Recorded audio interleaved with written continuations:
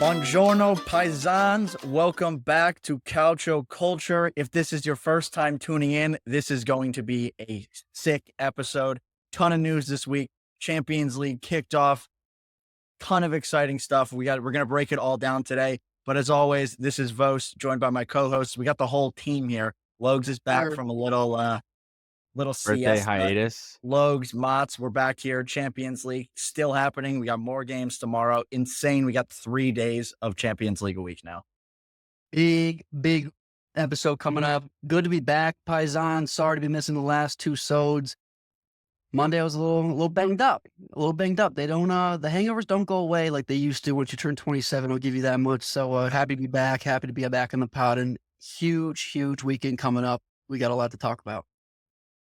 How we doing, Paisanos? Love to be back. I'm just going to echo what these guys said. Great episode coming at you today. Lot to unfold. Lot happened since we last talked, and we last talked on Monday, which is crazy. And this just goes to show we are fully in the swing of things. Calcio is fully back. Get ready. Buckle up and get ready because it's going to be crazy.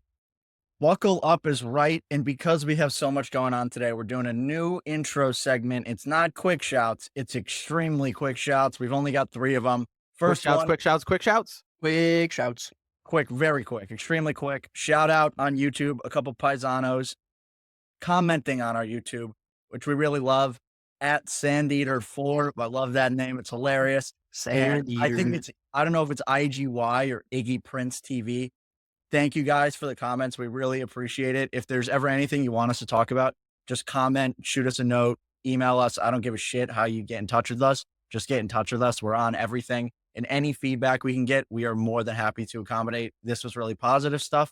We'll take the negative if you guys got it. Really anything. Give us the negative. These two are both princes, Shit on so us.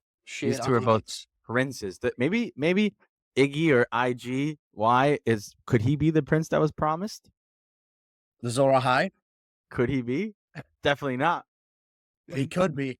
And yeah, great shouts. We love it. So thank you guys. I'm gonna kick it over to Logs because he's got some dumb shouts. He's gotta get in here. Dumb shouts. Excuse me.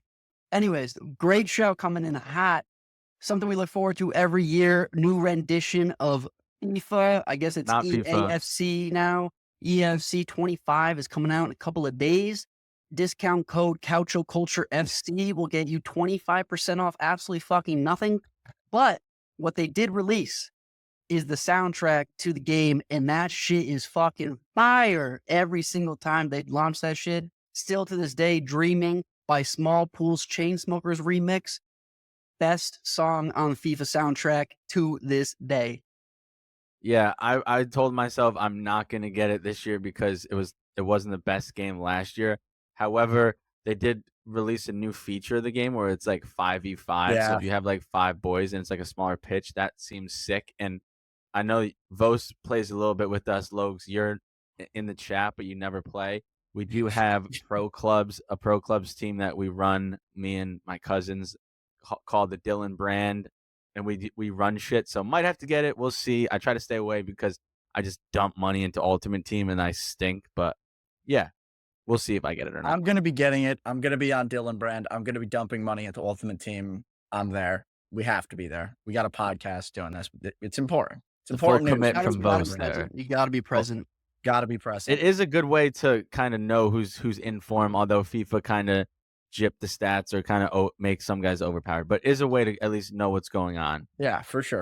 And Motts, you ran into something today, I think it was, that you really didn't like. It hasn't been today. It's been throughout my watching history of the Paramount Plus app.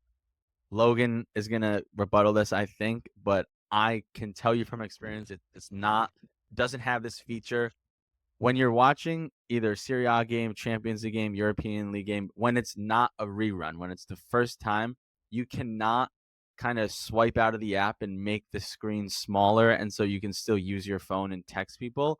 You have to fully leave the app, which is a pain in the dick, and they need to add that feature because I need to be able to use my phone and text in the Calcio group chat when things are going on, and text in our other group chat of all things soccer when things are going on. I cannot close out the app, text, and then reload the app to then miss the highlight of what I wanted to talk about. Got to fix that. the real overarching issue is that the Paramount Plus in general interface is bad on every device. On computers, it's bad. On televisions, it's bad. It's bad on PlayStation, it's the best. And That's then the on phones, it's PlayStation. terrible. TVs Yeah. is horrendous. Yeah, TVs, Yeah, it's almost it doesn't impossible. load. And also Yeah. today, real quick for the intercity game, they went a solid 5 minutes into that game with not one announcer saying a goddamn word, and then they finally, like, I guess, turned on the switch of, like, letting people hear the announcers, and they didn't acknowledge it at all. Real poor on Paramount Plus, very It's poor. definitely it's intern season over at Paramount Plus, so I can understand their pain. Yeah, I guess it is intern season over there. It just made me think of something. We need to get like a Discord or something where people can shoot us notes about their quick shots and stuff. If you guys would be down for a Discord, hit us up. Let us know. We need a little bit of population to get it going, but we will certainly do it. Yeah, I think it'd be good for quick shots, but that is it. This was extremely quick shots, so we are done with it today, and there's not going to be a break this time. We're Don't going to worry. get straight into steak pizzaioli, the meat, Peliuca's, North End of Boston, phenomenal steak pizzaioli. If you're ever up there, it's one of the best things on the menu. One of the best steak pizzaiolis you're going to get in the country. Shout out Pags in Boston. I know everybody's a big fan of that one. Attaboy Joe. Boston's a small city. But in any case, I've got the Roma stuff on today. This is massive news. If you guys haven't seen this, it happened earlier today. Daniele De Rossi officially sacked. The word that was used was sacked, and I was hot for a minute. Woke up early today, saw that come across the timeline, was hot for about 10 seconds, and then realized there is something fishy afoot going on over at Roma. Yeah, I mean, the rumors, there were no rumors about, and Roma do keep a lot of their news in-house, which I respect. You don't want news getting leaked out, but there was nothing being talked about, at least from what I've seen. I knew he was going to eventually become on the hot seat, and it wasn't the best start, but it wasn't like as hot as a rumor as Fonseca on the hot seat. So I woke up completely shocked about this news and baffled. I really didn't know how to react. I mean, I've been preaching it since the start, and I'll absolutely be a hypocrite this episode, but you got to give a manager some time, and interim for half a season isn't it? Was completely shocked by the news. Not entirely sure what happened. I'm sure we're going to get little tidbits here and there from some insiders as we go forward, but this was not a firewall offense on De Rossi's part, and I really want to know more. Hopefully they get going on the right track, because we do have high hopes for this team, regardless of who's in charge. This next decision as to who's coming in it could not be bigger. I mean, they already named the guy who's coming in. It's not, I don't think it's official though. It's definitely official. It's Well, Ivan. Apparently he's in the running for AC if Fonseca goes. So that's why I'm gonna hold my official announcement. It's not here we go official, but it might be. I in thought the- it was. in the books. Was No, it not? I think it's happening. But before we get into the new stuff that's happening, I completely disagree with both of you. I think this makes a ton of sense. I'm shocked they didn't do this at the beginning. I said it at the beginning of the season. I You thought it was did. wrong to keep him. And what is not sackable about this? This is 11 games in a row without a win for De Rossi. That's if you're not including preseason there. Listen, it's not it's not a sackable offense because he didn't have any time to develop the new guys or work the new guys that the new summer signings. Especially they just signed 2 more guys in Hummels and So, who was They the haven't other? even played. It doesn't matter. Yeah, but you have to give them time to work them in. Yes, they haven't looked good, but you gave him 4 games this season. I think they really did De Rossi dirty here. You have to give him more time. It's clearly there's going to be growing pains. You brought in a lot of guys that would look at Juventus are going through growing pains too. And yes, they're doing slightly better, but you're not going to come out and win when you brought in how many guys did Roma bring in? 8 on the transfer 9, market. 10. You got to give him time to learn the system, integrate together, learn how to play. De Rossi need to teach him. Yes, he had some of them from last season, but I think they really did De Rossi dirty and they jumped the gun, and this situation could have been handled way, way better. Vos, tell us why you have such a qualm with this. What have we seen from De Rossi that says you're going to turn the ship around? Last season when they were struggling and he came out and they started scoring 4 goals a game. Yeah, but then it tailed off at the end of the season. Like, there isn't enough here, and this could go on until January, and then your season's dead. Like, if you nip this in the bud now, you have a chance to press on. And What's the difference between this going on for 4 games or 6 or 7 games? There's definitely time to make a pattern that's not just 4 fucking games. And Yeah, the but issue, this pattern carried over from last year. And on your guys' point about all the new signings, yes, they brought in a lot of new signings, but we compare it to Juventus because Juventus brought in not a lot of new signings, but the core group that's starting every game is mostly the same for this team. That's what's worrying. Like, you bring in Sule, he hasn't even really been integrated yet correctly. Dybala is still starting. You brought in the best striker that De Rossi has had, the best striker that Roma has probably had in several years in Dovbyk. Can't get him going. The defense is the same. The midfield is essentially the same. What has changed? they brought in a ton of I know, new but players. it doesn't matter. Like, it is new players that haven't been integrated. Yes, I would say Manu Kone is the guy that he is going to make a difference. He had 1 game with De Rossi. They gave him 1 game. No, I agree. And I think that is the example. But when the core group of the team, game 1, you can't draw to Calgary if none of your new guys are playing. Game 2, you can't lose to Empoli if none of your new guys are really playing. Like, this is not an excuse. Like, you have to win those games no matter what part of the season it's in when you mostly have the same squad from last year. And this is a team that we talked about whose ceiling is competing for the Scudetto. That is done. You've already lost it. You have no results yet. And I mean, teams that are gonna win the Scudetto are not gonna drop points like this. Listen, the results are bad, but what I'll say is Roma sacking him this early, 4 games into the season, it just opens the door for them to have a very similar, potentially, a very similar situation of Napoli last year where they went through 3 managers. So if a new manager comes in and it's the same results, then what's to keep them from keeping him around if you're not going to keep De Rossi around, who did prove that he can turn it around and can take a team that was losing a bunch of games and have them finish 6th in a semifinal run in the Europa League. So if this new manager comes in and doesn't get results in 4 games, is he going to get sacked? Why would he why keep him around? What I do agree with you guys in it. 4 games is very quick to sack somebody. Yes. Oh, really? Oh, it is? But what this kind of tells me is kind of what I had originally thought was I don't think everybody was fully behind him and they didn't have a better option that they could go to. So that's why this was the safe thing to do to start the season, right? Like, just keep De Rossi. He was better than Mourinho was at the second half of the season. And if we sack him before the season, I'm sure fans are going to be mad. They made the safe decision. And I think they were probably leaning towards we could get a better coach. And this just showed them, okay, now we have a reason to do it. I think that could also be a piece of it.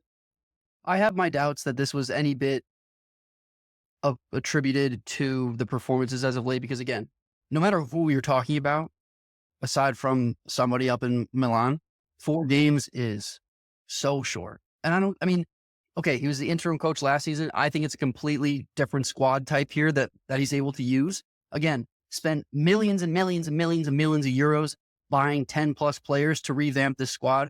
They had 2 deadline deals. They had Dybala a week after almost leaving. He stayed, obviously, but that's still a little bit of a mix up. So that's 2 games in, 3 games in that Dybala was maybe not going to be in the squad. And then they showed a video of him leaving the grounds today, and that guy could not have looked happier. So I do think that there was something going on behind the scenes that ultimately led to this, because I do not think the results through these 4 games was sackable at least from a club legend perspective. I mean, at least give him the goddamn respect as a club legend to leave on some kind of terms that they would be happy with.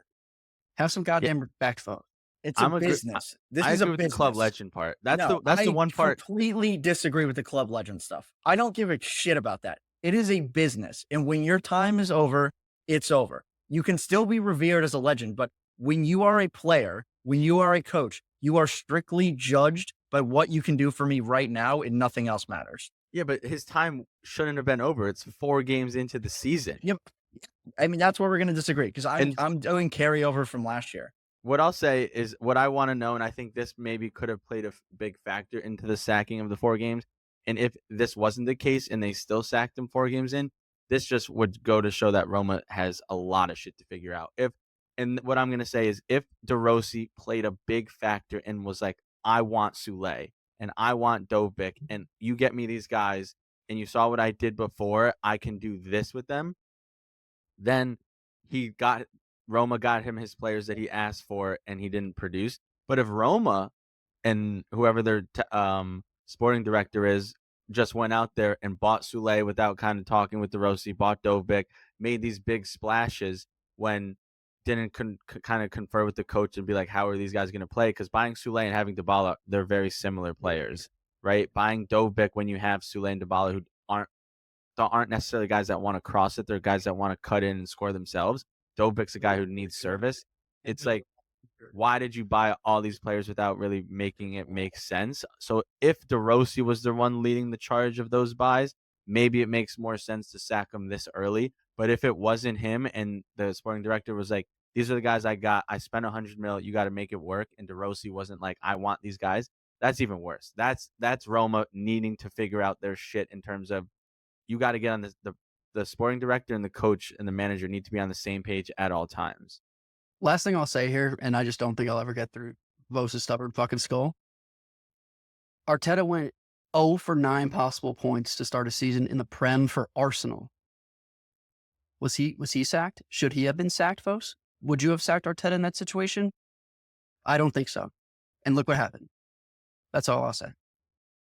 I agree. Pep also on his first season, didn't even qualify for the Champions League or finished 4th in the Prem. You got to give him time. De Rossi proved he can turn a season around last year. He could have done it again this year. Maybe it wouldn't have been as better as their finish last year, but he proved I can take a team and turn them around if you give me time. I can teach them how to fight for the badge. I fought for this badge. You didn't give him enough time, giving him 4 games. And now you got to figure out if this new coach is going to be in the same situation with the same tactical dilemmas, because it's not like the personnel switched up. So how do you play Dybala? How do you play Sule? How do you get service into Dovbyk? What are you going to do? De Rossi, it's not like someone's going to come in and create a new formation. Like they're probably going to play a very similar formation in like a 3-4-2-1, 3-4-3 type thing. So it's going to look the same. We'll see. I think. Yeah, before we get the last thing I was going to say, I lied. Because I have to interrogate Vos right now. Vos, before last night's events, because we were obviously a little behind Europe, would you have said that Roma was in turmoil? Yes or no? Just yes or no? No, I wouldn't say turmoil. Do you think that they're in turmoil now? No, I don't at all. I would heavily disagree. Why? They're without a manager 4 games into the season. Yeah, and the guy that I would call that turmoil, but I wouldn't have called it turmoil yesterday. Okay, but so who is in more turmoil right now? Roma or AC Milan? I didn't talk about AC yet. Well, right now it's Roma because they don't have a manager. Like at least No, they do have a Milan, manager. at least Milan have a unified front where it's like we're backing this man. They haven't sacked him yet. Yeah, okay, so we're going to move on to the coach, but before I do that, I have one last question for you guys that I think is an important question to ask if you're going to stay on the De Rossi camp. At what point then would this have been okay? So they're playing Udinese, then they play Bilbao, then they play Venezia. What would he have had to do for you guys to not get sacked after those 3 games? To me, I wouldn't have sacked until January, to be honest. I mean, granted, if he goes 0 for 3, especially against Venezia and Bilbao, sure, like, yes, there is certainly a hot seat to be had, and I put the same fucking hot seat on for Fonseca. But to be honest, after what we saw last season, you cannot go with this guy for just 6, 7, 8 games and be like, oh, you are not the solution. You are not the guy to lead this team. I will not sit here and agree to that. My answer to that would have been he would have needed to get out of those 3 at the bare minimum 7, or one of them's a Coppa Italia game, right? Yeah. So Europa League. Or Europa League. You would have to win 2 of those 3. And Udinese being at home, I would say 3 out of 3 would, and you could have kept your job. Or if you didn't do that, then you're on the hot seat. Or if you lose to Venezia, you don't get full 3 points at Venezia, then you can go. If you get a draw at home or win against Udinese and then go in the Europa League and win, that right there can right the ship, and then you have Venezia next. So it's like I think it was too soon. You got to give him those 3 games to see what he can do. And then based off of those 3 games, if they're still winless, then you can sack him. That's a fireable offense, I think, especially not winning against Venezia. Udinese, yes, they're top of the league, but they're not a team that we think will end there. And you're at home. You got to win that game. And then the Europa League, anything can happen in Europe. But you should have gave him those 3 games, and pending on those 3 results is if you could sack him or not. I think that that's actually fair because that brings you to the end of September. I would have liked that more. I think now that we've talked about this, I'm still okay with it. I think that timeline maybe would have made more sense. I was backing Udinese coming into the weekend before this even happened. I think they're miles better than Roma right now. But regardless, I'm mad at you, so I'm gonna reserve my so comments for now. who they're replacing Daniele De Rossi with? This is maybe official, guys. I don't know if it's 100% official, but it might be official. They're bringing in Ivan Juric, who I knew was out of a job. I had thought he was just taking the Croatia job, which is why I was surprised that this then happened, and I was a little bit surprised he didn't have a job. He's the former Hellas Verona coach and then coached Torino for the previous 3 seasons. Go ahead, Motts. Fabrizio Romano tweeted, official confirmed Juric signs as new AC Roma manager. So that's valid until 2025. And a 1 more year option if he qualifies for the Champions League spot. So it's definitely 100% confirmed. When was that tweet? That was 8 hours ago. All right, then I'm an absolute dumbass because I missed that entire thing. Okay. Yeah. So on Juric, I really like this appointment for where they are right now. If this had been done at the beginning of the season, I think I would have thought a little bit differently. I thought they were going to bring in a high caliber manager to start the season instead of De Rossi. They didn't. They went with him. What I like about this appointment is this is a guy that knows the league well and has been a stabilizing force at a club that does not always have the strongest squad and has been able to develop players throughout his career, including some phenomenal players now we talked about like Federico DiMarco, Bongiorno, Bremer. So I think this is a good squad for him to take over. He's obviously a very good defensive tactical coach, and he's only ever had squads that are significantly worse with this.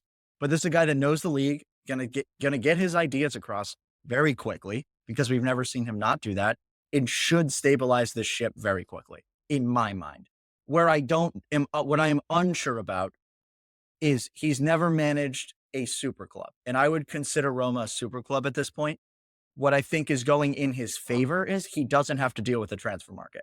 So it's no super club. I have to deal with this. I got to deal with that. This is the squad you have. It's on you. Go do your thing. I think that's going to suit him really well. I could see this going extremely well and him being the manager for a couple more seasons.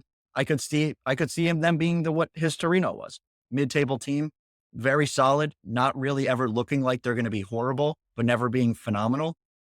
It could go either way. We've never seen him with a squad this good. And I will say it is not a dumpster fire for Roma right now because of how good their squad still is. Their squad is still, I think, top 3, maybe top 4, top 5 at the worst in the league. And I think this is a guy that can get a lot out of that. I just hope you're ready for Roma to be 9th, 10th on the table for as long as this man's in charge. This man for Torino over 3-ish seasons, that's 122 matches if you're doing the math at home. He averaged 1.4 points per match. That basically equates to you're going to tie every single game. This man has been a proven manager to be a mid-table team for as long as we can remember. And for him to come in as the replacement to De Rossi is no better than where they stood before. That Torino team was nothing special. I understand, and I will obviously say that this team is much, much better than any Torino team that we've ever seen, under Juric at least. This is not the hire that you have to come out with and replace him with. Stability or not, you want to be stable in the middle of the table, go for it. Be my guest. But to fire De Rossi to replace him with this man, I have no idea what you're doing in the management office. Yeah, this guy is a proven winner when it comes to taking a lesser club and keeping them up like he did with Verona, or taking Torino and making them a mid-level team. Like Torino was 17 when he got there and then finished 10, 9, 9. Verona, he kept up. He didn't get them relegated, and now Verona has been stabilized and can stay up. But he's never finished above top 8. He's never finished in the top 6. He's never managed 3 competitions in the European League, Coppa Italia, and the Serie A, which he has to now do.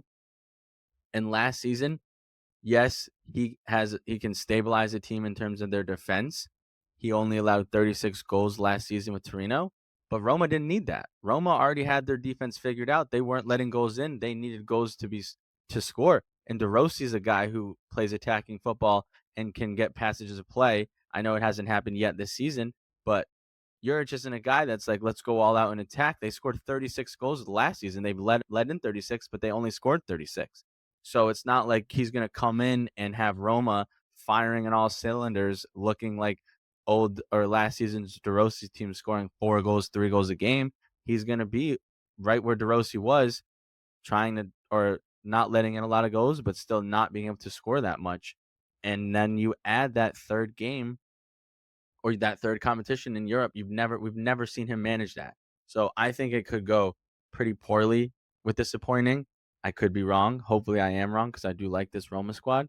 But I haven't seen anything from this man to tell me that he can manage 3 competitions, that he can go on a 4th place finish.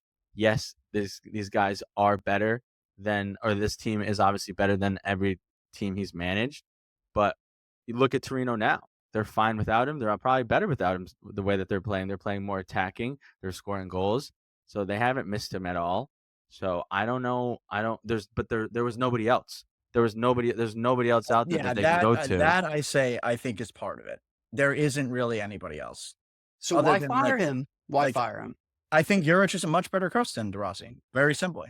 Well, Juric has the experience, right? Like Juric has De Rossi. What do you mean clip that? De Rossi was terrible before Roma and was okay with Roma. Juric is a proven good coach. Clip it. But that's correct. Like Juric has proven to be able to keep a team up. He's proven to be able to turn a team like Torino, who was battling relegation, to the 10th and the 9th spot. De Rossi had a stint in the Serie B or some other league where he sucked. And then he came to Roma and just magically turned them around. So Juric has a better track record. But the track record is what De Rossi had already handled in terms of the defense. They weren't leaking goals left and right. That's more Milan. Roma just need to figure out how to score, and I don't know if Juric is going to be able to do that. It is hard to say because he's never had the squad, and we've seen this go 2 ways. We've seen guys like Roberto De Zerbi with teams that he brought that kind of overachieved, never were phenomenal, turn into a great coach. Graham Potter, polar opposite of that. Like, this happens a lot. I think we're seeing that with Baroni right now. I think Baroni's doing some very good things at Lazio. He kind of overachieved with Verona to a similar degree. And we don't know. And this is going to be judged. He'll get till at least January at this point. They can't fire another guy like after Napoli did. Napoli did. I'll say one more thing about Juric. He's known to be a very opinionated guy, and with Dybala, with Sule, with Dovic, maybe not playing that well, maybe not being able to fit. Like he could just be like, "Fuck it, I'm not playing this guy at all," and then like they fall out of favor because he's very opinionated. And knowing that De Rossi was like, "Hey, I'm going to try to figure out how to make Sule and Dybala work, play them maybe different times, but still play them." Juric could just come in and be like, "I'm not playing this guy at all," and then you have a whole different problem in the locker room as well. What I think will work is most of these guys have played for Mourinho, who is more like that times a million. 9 new signings didn't play for Mourinho. That's true. A lot of their best players did play for Mourinho. It wasn't his window, so he has no affinity for any of these guys, which could work in their favor. I mean, the window has nothing to do with him, so he can pick and choose who he wants to play without having any evaluation from how much they cost. So that could definitely play in their favor. Yeah, and also, I know I said before you let De Rossi play out those 3 games. Could maybe be a reason why they didn't let him play it out. It's like you have Udinese at home, who yes, they're number 1 in the league, but you are a better team than Udinese, and you're at home. You have the Europa League game. That kind of a wash with what in terms of result for Juric, and then you have Venezia. So these are 2 easier games for this in the Serie A. I don't want to say easier because obviously Roma had an easier schedule and they weren't able to get that many results from it. But they are looked at as favorable games that he can win and start off hot and get some momentum. And it could look like, hey, we appointed the right guy now, and Roma can spin it that way. But they have to go out and get the results, which they haven't been able to do. Definitely, and that kind of brings us on to what's going to happen this weekend. They're playing Udinese at home. We'll do this as one of our match previews because it's going to be a lot of eyes on what this team looks like, what the lineup is. We don't know, right? Most likely, I think it's going to be like a 3-5-2 or a 3-4-2-1, something like that. That's what we've seen from Juric in the past. How do you guys see this game going? Because I am pretty strongly backing Udinese here.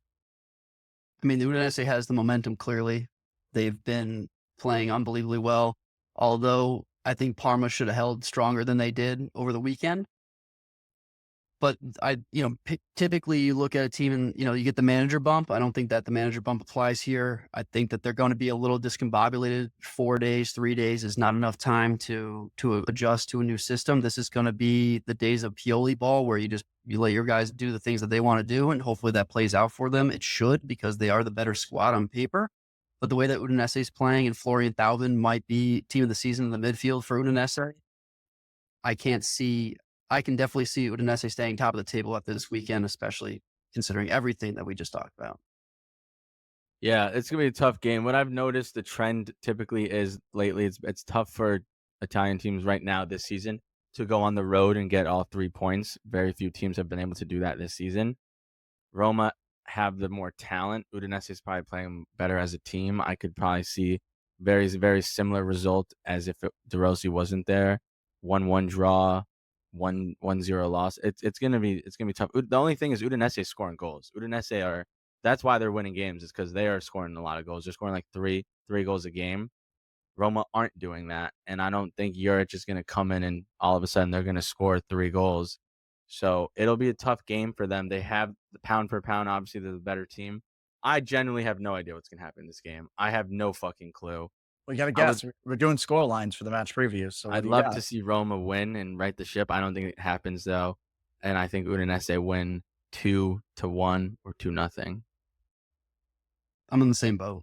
I'm gonna go 2-1 Udinese. I think it's 2-1 Udinese, and I say that because the way Udinese have been playing, they're going to bring the game to Roma and be the ball dominant team. And Roma, 3 days under Juric, is going to have no idea how they're supposed to possess the ball. And they aren't really the same counterattacking team that they were under Mourinho, depending on the lineup that he puts out there. Really, I don't think Dovbyk is an electric counterattacking player. Sule obviously is. And Dybala, you don't really know. Sometimes he is, sometimes he isn't. So I think it's Udinese. Udinese is very good at this point, I would say. Which means it's going to be Roma, because all 3 of us are united on this. All 3 of us were hot on Roma coming in. We had them all top 4. Yeah. We're now all on Udinese, and now Juric is going to come in, change Roma, and Roma's going to win. Yeah, I love Juric though. But with that, we're done with the Roma check-in. So we're going to take a quick break, and then we get back. We're going to do the Champions League updates, and then we're going to be taking you through match week number 5 previews. And then we're going to finish it off with everybody's favorite segment. We are back from the great guys to talk Champions League. This is a great competition. Today, there were some kind of lame games. But overall, I would say for Italian teams, I think it went well, this opening match week for them so far. And we have seen Juventus play, Bologna play, Inter Milan play, and AC Milan play. We're going to start it with Juve. That was the first game. They hosted PSV, who are Dutch side, beat them 3-1. And I would say that was Juventus' best performance of the season so far. I think you can point to the Verona game, but PSV, I think, looked a little better than Verona did. And I thought tactically they looked more complete than they have at all. Yeah, Juve looked good. It's a good game again. Juve seemed to either draw 0-0 or win 3-0. I know the scoreline was 3-1, but they scored. Juve stopped playing in the 90th after the 90th minute. There was 4 minutes of stoppage time, and it was just PSV shooting consistently, shot on target until finally one went in, which is a little frustrating because if they just kept concentration for the remainder of the stoppage time, they would have still been pitching a shutout for the season. They would have still been the only team in Europe to not let up a goal. But that streak is finally over. But Thiago Motta did say in press conference, he was like, I'm going to stay consistent with my word, which I like to see this. I didn't care about the 90th minute goal because we got 3 in and we were going to win. And so I'm consistently telling them, you get 3 goals, you'll probably win the game. So I like that. If that was Allegri, he would have been pissed off that they let a goal up within the last minute of the game that really had it doesn't really matter. Yes, it has goal differential, but it doesn't really matter at the end of the day. But I liked what I saw. Nico Gonzalez played much better, goal and an assist. Coop Miners, you can really see he is very solid out there. He's already one of our best players. Kalulu, you guys gave him away for a bag of chips. He is so good. He is so solid. He's so good. I don't understand it. I have been saying this for years and years and years and years, and he could never be a regular starter on Milan. Now he's at Juve playing the goddamn Champions League, starting at right back. I don't understand it. He's put in 2. That was painful to see the starting lineup and see Kalulu starting for Juve UCL game. Absolutely horrendous for us. He's put in 2 class performances, 90 minutes in a row, 2 games in a row. Another great thing is being able to play Cambiaso at left back, and then he can go in the midfield, and that's why Kalulu is so good, because he can play that center back, right back, also sometimes joins the attack. But they looked great. Yildiz had a fantastic goal, is now officially the youngest player to score for Juventus in the Champions League, overtaking Del Piero, who, if you look back at Del Piero's first goal, almost a fucking carbon copy, identical goal of Yildiz to Del Piero, which is kind of cool. But isn't that also Yildiz's favorite player of all time, Del Piero? Yeah, I think that's a little cap. I think that he started singing that song when he became a Juventus player. I don't know how true that is, but I do like that he at least says that, but I don't know how true that is. He when he was on Bayern, he wasn't saying that. But one thing I'll say, and it's been the theme, is Vlahovic has to fucking figure it out. He did get an assist, but offensively, like, his touch is terrible. His finishing is awful. We're getting service into him now. Like, there's no excuse. He just doesn't look good. Yeah, my big takeaways from this game were Nico Gonzalez. They figured him out already. I thought he was superb. Wes McKennie scored. I don't know why he ever plays for this team. I don't think he's good enough. I think the squad has surpassed him. Like, granted, he scored. I get that. But I'm a Wes McKennie fan. He's not good enough to play for Juventus anymore. That is my opinion. I don't know what you guys think on that one. I think he's a great rotational piece. That I love that he's not going to start every game. He's going to be sub. He's going to start some, but he's great to have just to be a sub and to start some games. Agreed. Yeah, but he's not a liability, clearly. And he got 10 assists last year. You have Kefren Turam, you have Beans on the bench, you have Douglas Luiz, Bangula. Like, he brings a little something different, which I like. And he last season he was our most assist player. I know we have better players now, but he is capable, and I don't hate him getting minutes. And when he gets minutes, he does produce with a goal. So yeah, my last takeaway, and Mott said it a little bit. Dusan would not be playing if they had another option. He was so bad in this game, like, it was embarrassing to watch. Like, he would receive the ball and just lose it. It was horrible. His link-up play was abysmal. He would get the ball in open space and just kick it away. And he can't finish. Like, I don't know what he brings to the team anymore, and they just don't have somebody else to play there. I said it a couple weeks ago, I think, offline. I would like to see them go all in on Ben Sesko, because I think that'd be a very good fit for this Mata system.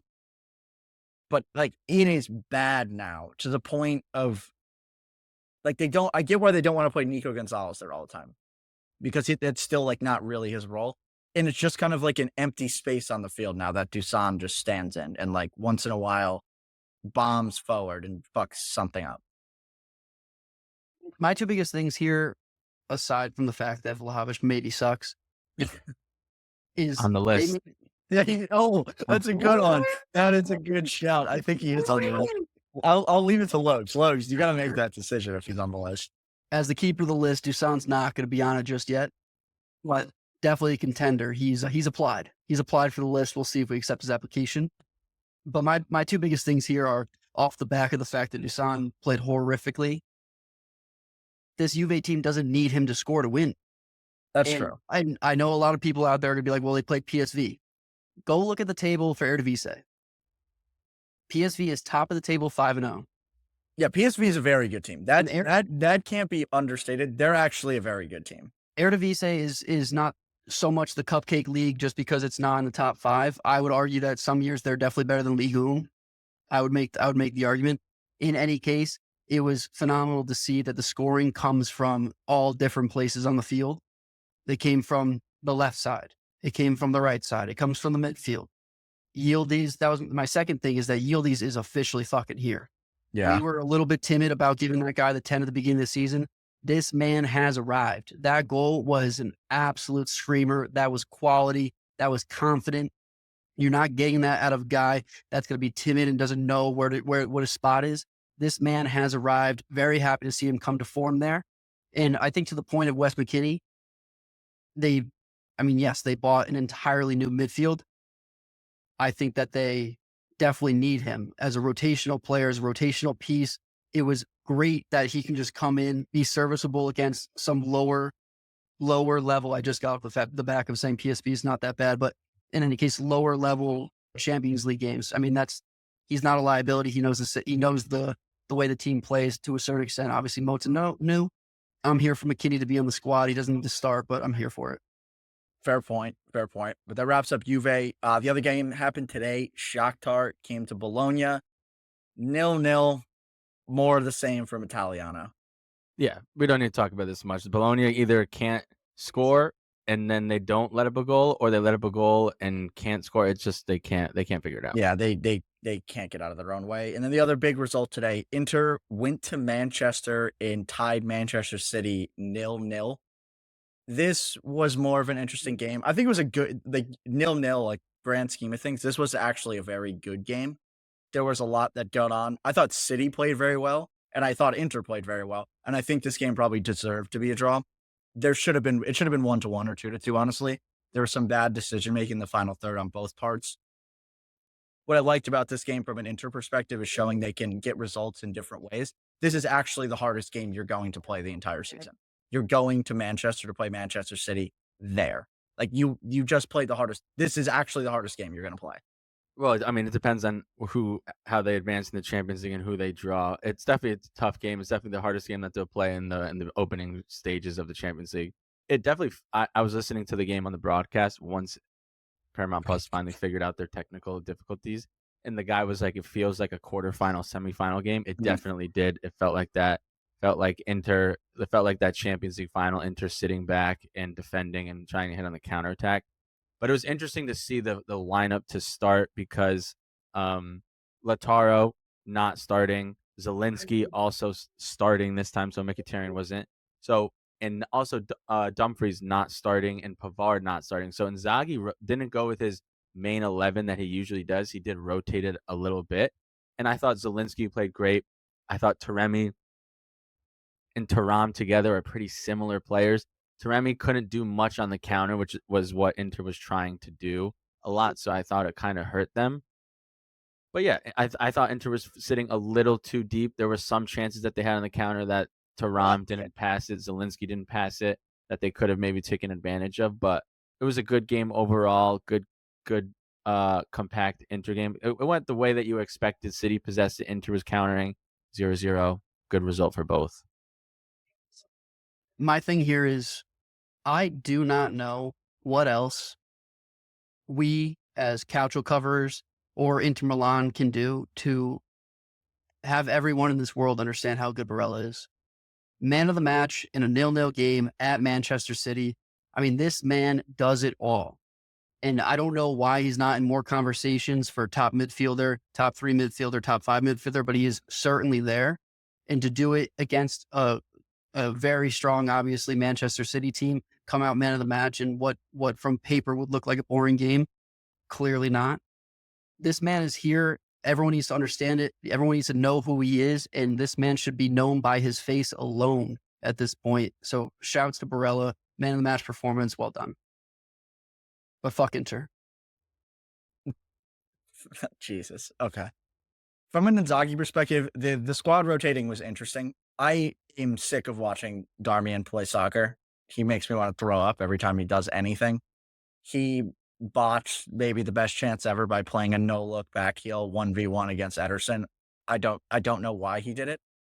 The other guy that came in that I thought played well was Carlos Augusto, and he hasn't played really this season. And this was a very hard game to come into. He was a guy we pulled out at the beginning of the season as when he does play, he's going to be good. We saw more of that. I thought the Taremi Zielinski one was a little more interesting. For Taremi, I thought this was like the game where you wouldn't want to play him, where you are going to be countering. And Lautaro and Thuram, we've seen, are just such a lethal counterattacking duo. I don't know why he would have made that decision now.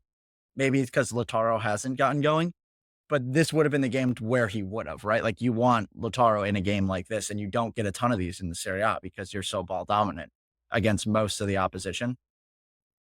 For Zielinski, I thought this was very interesting because this was his first full debut for Inter, I think, right? And seeing him and then Mkhitaryan coming in later, you saw really the differences between the two of them, I think. And that was interesting for me. What I thought Zielinski does very well that you get less of as Mkhitaryan is ball progression from like on a counterattack and being able to absorb pressure and then explode out of it. And we saw it a couple times. What he lacks is the final third on the counterattack, like forward instinct. And that's what Mkhitaryan brings so well because he has played as a striker, as a winger, and he can do a little bit more there. So it is interesting to see the two of them and like kind of the decision that Inzaghi is needing to make each week. But I feel like we got a little more insight into kind of, okay, this is why he's not playing the same games because he does similar stuff to Barella and Mkhitaryan can do this. So I just thought that was an interesting kind of underlying story in the game. But that wraps up Inter. And then we're going to go into Milan here because we're also into the previews. We got the Derby della Madonnina, Inter Milan, AC Milan, biggest derby maybe in the league, some would say. Liverpool 240th derby for Inter Liverpool Milan. gave them an absolute smacking at the San Siro, 3-1. Dark days is all I got to say.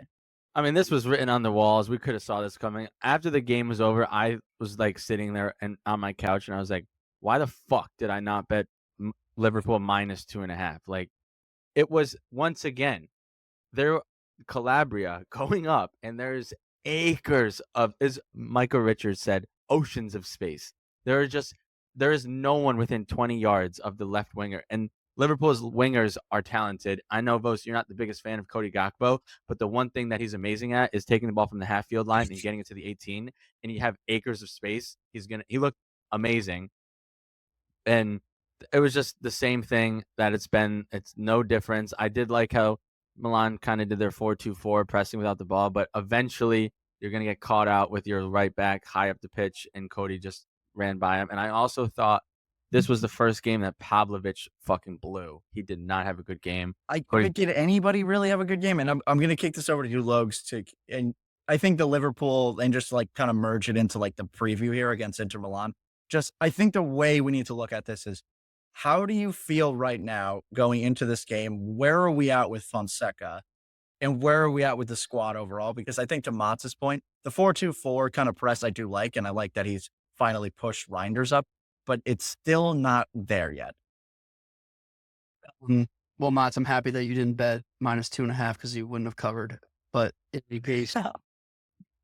in any case, quick math. In our group chat, I absolutely blew my load when Pulisic scored 3 minutes in. I did so somewhat on purpose because I knew that was going to be the last bit of happiness I was going to have all game. This AC Milan side is sad. It makes me sad. I was dreading this conversation. I'm still dreading this conversation as we're talking. I'm actually losing energy. My bones are aching talking about this, but there is nothing good going on the red and black side of San Siro. I'm so sick and tired of talking about our right back. It's insane how much one position on a team can be such a detriment. And you would think that your outside backs on a normal team would typically be the last position that you cover in terms of, okay, like this is what didn't work. This is what's working. This is absolutely what's not fucking working. left wings that are come up against AC Milan are licking their fucking chops just looking at the fixture on the calendar, because whether it's Calabria, who I won't even speak on, I don't even want to say his name again. We'll just call him number 23 or is number 2. I don't even know. I don't even care. Tomorrow I don't even care what number Calabria is at this point. Or you have Emerson Royale come in and just be an absolute dingus. It's horrific. It's like playing like 10 men from the start, and Calabria with an early yellow. Okay, let's take advantage. Let's take him off because that's a great excuse to never play him again. Okay, let's put in Emerson. No, it's a bad idea. Okay, let's put in Gabbia. Actually, Gabbia has been one of our better center backs, and I've shat on him a lot over the years, but thankful for him to be a shining star in our lineup. Nothing good. I wore the AC Milan jersey tonight more so as a funeral service. It's been great having Fonseca around, but actually it hasn't. I lied. That was an absolute lie. It's been shit. It's been terrible. I do not foresee him coming back after Saturday or Sunday whenever we play Inter. Congratulations, Inter, on 3 points. It's really nice to move up the table like that. And I have not much else to say. Liverpool obviously played Liverpool ball. Slot was doing slot things. Cody Gakpo, good for him. That's my boy. Way to crush my dreams and crush my happiness. I really don't have much else to say. It makes me really sad to continue to talk about this team. But moving into the Inter game, like if I don't know if DeMarco's gonna play or even whoever they have on the left wing back, they're gonna kill you again. Yeah, Like, and that's the space that Thuram runs into too. I was going to say Thuram's like, going to eat us up. Bastoni's gonna get up there. Like it's just gonna be bad. Like it's not gonna be good. And Jan Sommer is going to be up on the left wing, just absolutely eating our right back. Cherby. Last year, you guys lost, I think 4 or 5-1 to Inter, and Pioli had it figured out more than Fonseca. Yes, you had the right back issue, but it wasn't as glaring as it is now. I mean, this is going to be bad. And I think each and every game that you guys keep losing 3-1, 4-0, or you just keep blowing, you're losing Leao and you're losing Tio, which is not good at all. Like you can't lose your best players. I mean, and Mignon just got hurt. Mignon got hurt. Dude, the goalies that they were talking about in the game, that was their first game of first team football. My roommate, I was watching the game in my living room, and my roommate Rob was like, "Who is that? He looks like he's 12 years old," and he's talking about the goalie. Yeah, so, Toriani actually has potential. People do like him. I'm not upset, but he's still young. Like there's no experience. Yeah, no, for sure. So and that goes, and once again, that's gonna go back to the front office. How do you sell Kalulu? How do you not get a secondary right back? I know you got Royale, but how do you not replace Calabria? Why are you brought in so many goddamn midfielders, which good job, like they're good, but like you need to address positions that you need. How do you also not potentially get a backup goalie? I know you said this guy's good, but he has no experience. And if Mignon gets injured, which he does, he has a history of, this is it now. So that really looks at the front office and Zlatan and your sporting director. It's like, how are you not seeing this problem, addressing in the transfer market, and getting those guys that you need? I have our strategy figured out actually for how we prep for Inter this weekend. So no practice for Teo or for Leao. You send them out and have as many interviews with whatever managers they want, and you let them pick. You let them pick the manager before this goddamn game even starts, so that as soon as you sack Fonseca when the final whistle blows, you know exactly who you're hiring. Zlatan's not making the decision. Furlani's not making the decision. Okada's not making the decision. And for sure, Cardinale's not making that goddamn decision. Teo and Leao should be out there scouting managers, picking whoever they want, bring them in, make sure they're happy. And that's how I want to move forward. Let me throw something at you guys here, and then we'll move on to the scoring predictions and then to the next game. You guys are leaking goals left and right. We're not doing it. No, I'm not. We're not doing it. No, that's not happening. Moving on. No, it's not. Massimano Allegri. But before we move on, I just have to say, because I have to get this over on Logan now. You just made the entire argument as to why they should keep De Rossi, and you're just slamming Fonseca, and Fonseca has had way less time than De Rossi. I don't care. I said at the beginning of the episode, or maybe I said it before the episode, that I was going to be a massive hypocrite this episode. Oh, I didn't. Fonseca out. Yeah, Fonseca out. predictions here. I got 3-0 Nerazzurri, Inter Milan. They're gonna smack them. They're not gonna concede any goals. This is gonna be a bloodbath. It might be 4-0. And that's exactly what my scoreline is. I got 4-0. Inter gonna smack them. I'm hedging. 2-2. My hatred for Inter cannot be understated. So we're gonna go 2-2. All right, we're moving on here. Napoli visiting Turin, taking on Juventus. Let's not talk about Juve because we just talked about them a whole bunch. From like a tactical perspective, you can mention it. For Napoli, first big test of this Conte team. The way I see this game going, and I'm going to give you my prediction right now, is 2-0 Napoli. This is a game for me that Antonio Conte will not lose. This is like he refuses to lose. Oh, I tried to fix it. I fixed it in the wrong spot. 2-0 I have. And this is like literally what Conte wants. He wants games like this so he doesn't lose them. And I think he's going to, Cavada is just flying right now. And I don't think they're going to be able to stop him. And then I think they're going to get another one late, little backdoor cover when Juve's pushing forward, make it 2-0. I just don't see this team conceding with how inconsistent Juve have been in finishing in the final third. And I think especially without Dusan rolling, they're going to have a hard time getting past this team. With Spinazzola and Mazzocchi as the two wingbacks, those guys are very good. And they're going to close down the space that Juve would want to exploit. So I feel good about Napoli coming into this, and I'm kind of eating my words here actively each week because of what Motts has predicted. Motts has been spot on. I mean, this couldn't have been a better call by this man. Shouts to you, Motts. I hate saying it, but two really hot teams, which makes it hard for me to say that this is a momentum play, but I do think that Napoli is going to win 2-1. It'll be an extremely competitive competition. I do think there will be opportunities on both sides. These are two very, very, very talented teams. So it's hard to say that you won't see opportunities. They both like to get forward.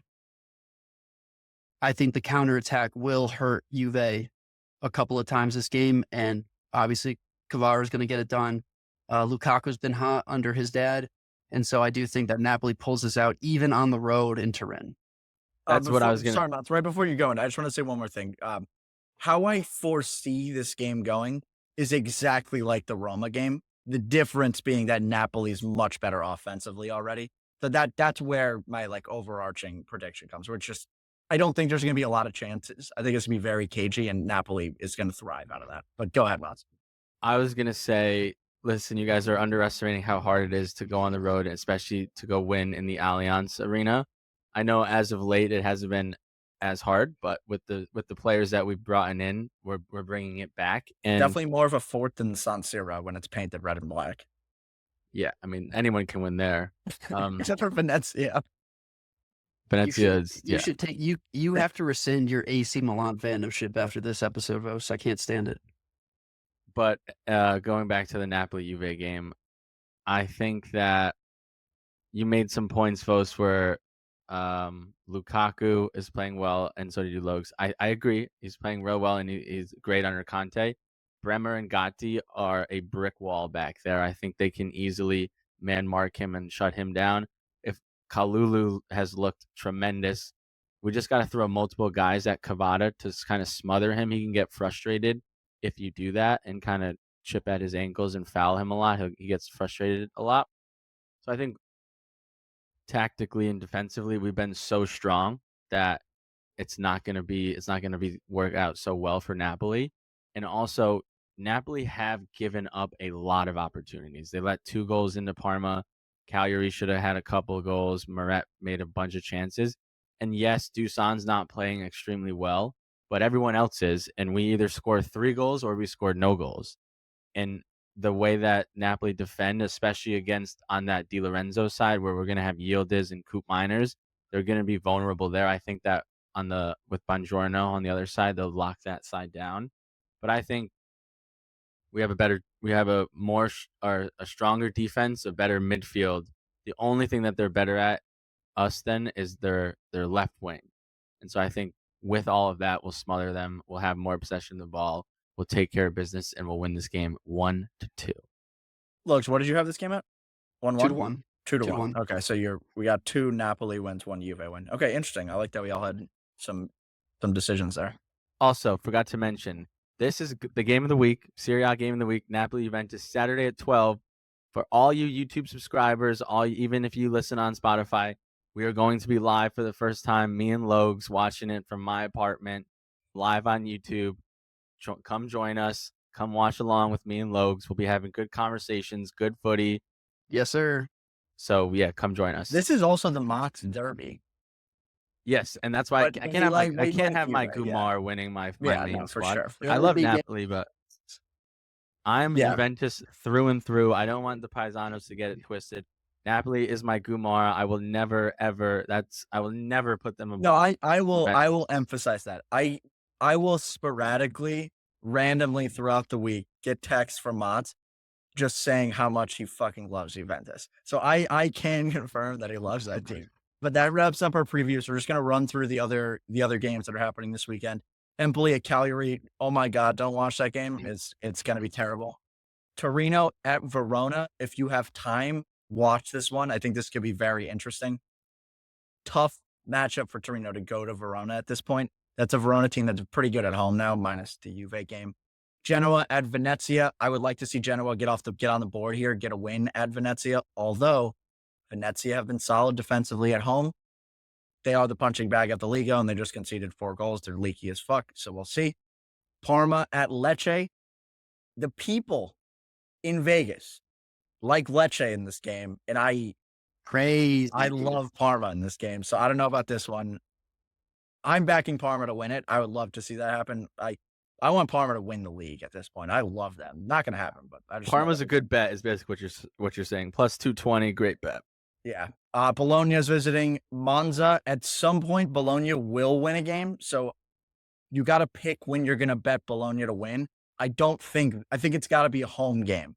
And at some point, Bologna money line is going to be in the Culpi. I just haven't done it yet, and I've got it in the holster. So I'm keeping that one in the back of my mind. This one's going to be a draw. Como at Atalanta. I think this is a shoe-in Atalanta win. I've been preaching Atalanta all year. I'm going to watch this one at the new Atalanta Stadium. And they're playing tomorrow, actually, against Arsenal. So we'll see what happens there. We'll talk about that on Monday. But those are the other matches going on. Do you guys have any last-minute comments there? Lazio at Fiorentina. It's going to be a draw. 1-1. Lock it in. Yeah, Lazio at Fiorentina would be a good one. Lazio's playing. We skip over this? That's all right. Yes. We talked about them on Monday. They got those 6 solid guys. Fiorentina's their best player is on a sex scandal case, so I think Lazio will win this game 2-1. Fiorentina just make no sense as well. Like they're kind of similar in the Bologna bucket. Like they can score, but when they score, they concede, and when they don't concede, they can't score. So they just cannot figure it out. And maybe it's because the two coaches flip flop kind of thing. They didn't flip flop, but for Fiorentina's coach went to Bologna. Monza's coach went to Fiorentina. So who knows what's going on over there in Florence? Though Yeah, got to go help your boys out. We were supposed to do a little preview here. So what do you guys have to score? 2-1 Lazio. That was 1-1 Blogs, 2-1 Lazio Motts. I think Lazio win this one 2-0. I've done a full 180 on Lazio. I was pretty harsh. I think we're all pretty harsh on them. And I was pretty harsh on Baroni. He has shown me the door and dragged his balls across my face. He's done a phenomenal job with this team. He's had the 4-4-2. He's kind of made it more attacking. And I really like everything that he's doing. I love what I'm seeing from Ravella and Guendouzi in the midfield. Motts, we talked about it a little bit on Monday. Castellanos, another guy who's just showing me up. And Dia flying. If they can get Romagnoli and get the defense a little bit better to be able to defend 1v1 in more situations, that will go a long way. But a lot of positive things for this team. And I just think they're better than Fiorentina right now. I think Fiorentina's still figuring out a lot of stuff. And that's why I have them winning this game 2-0. Fuck Latito. And that brings us to the best segment of the week. Colpi di Luna.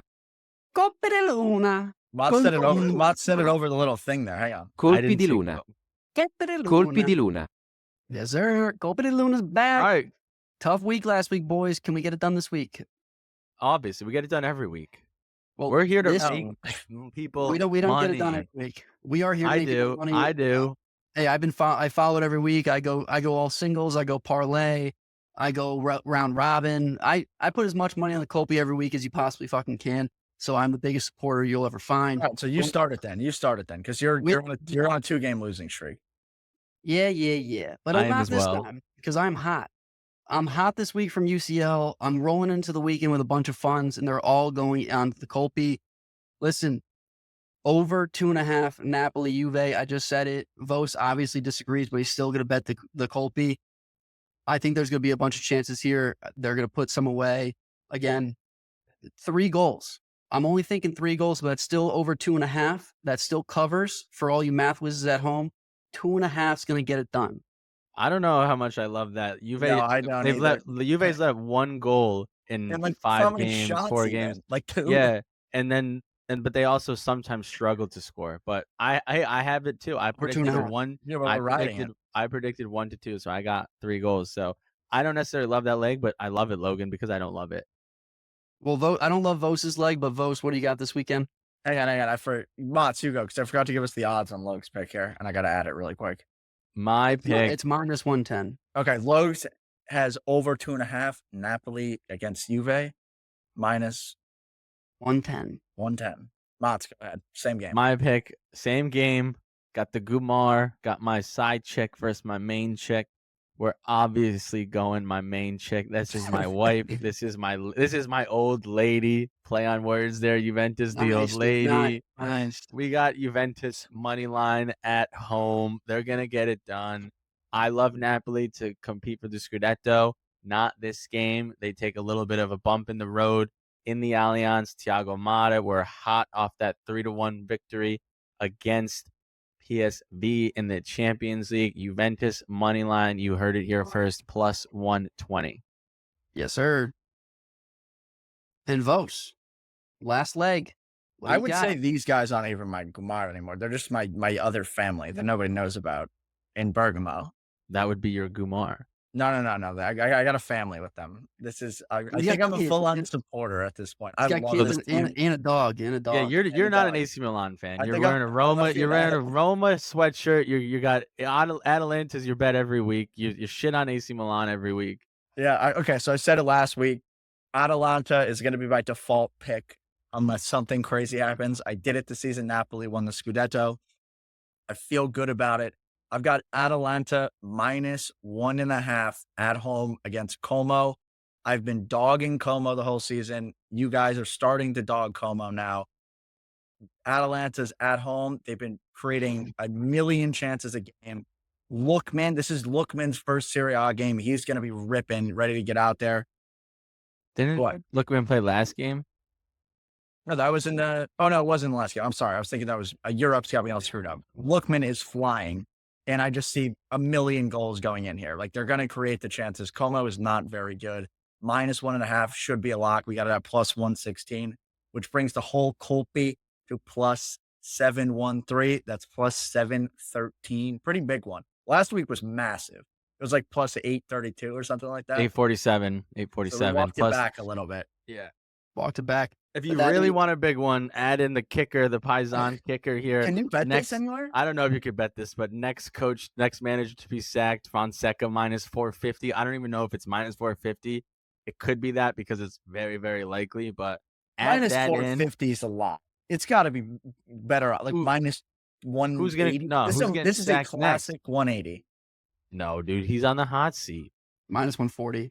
That came from the Loopy book. So yeah, that's official. Minus 450. But with that, you know what to do, guys. You bet the Culpi. You don't think about it. I'm not going to think about it. I disagree with some of this, but I'm still going to do it. You gotta bet do it. Parlay You it, got single it, individual it, 100 on each, 100 on the Culpi.